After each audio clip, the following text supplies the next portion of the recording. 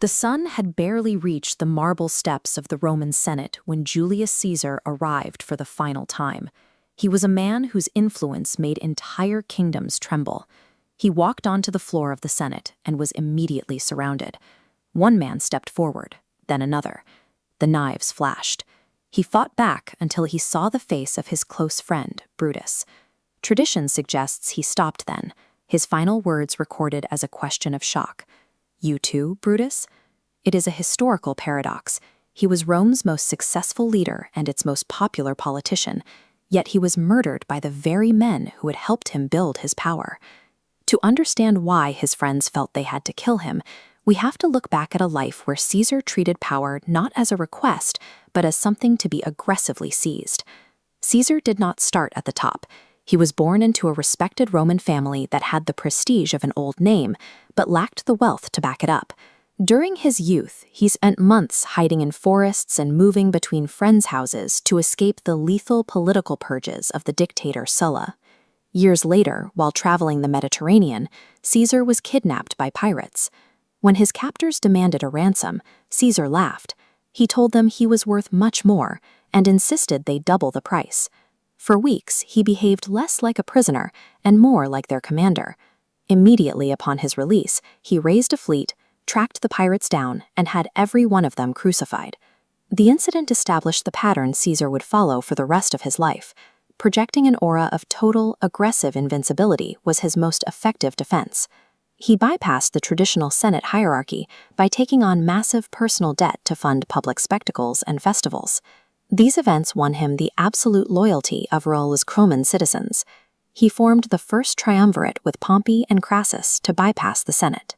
Using the 8-year Gallic Wars, Caesar built a private fortune and loyal army. By sending war dispatches to Rome, he totally controlled the public narrative. Caesar realized that controlling the flow of information was as vital to his power as controlling physical territory. The Senate eventually realized the scale of Caesar's ambition. They issued a final demand: disband his army or be declared an enemy of the state. Caesar paused at the edge of the Rubicon River, the legal boundary of his command. Crossing it meant starting a civil war. He chose treason.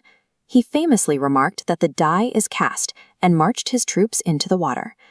After defeating his rivals, Caesar returned to the capital as the undisputed master of Rome. He was no longer just a general. He was the state's absolute authority.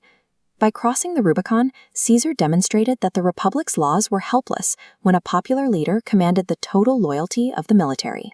As dictator, Caesar enacted sweeping changes. He implemented the Julian calendar, overhauled debt laws, and redistributed land to the poor. While these reforms helped the public, they terrified the Senate. To the remaining members of the old government, his continued rule meant the permanent end of their democratic system. The conspirators believed that the Roman Republic could only be saved if the man who had replaced its institutions was removed by force. Standing over Caesar's body on the Senate floor, the assassins believed they had successfully reset the clock on Roman history. Instead, the assassination triggered a massive power vacuum. Rome did not return to democracy. It sank into years of even more violent civil war.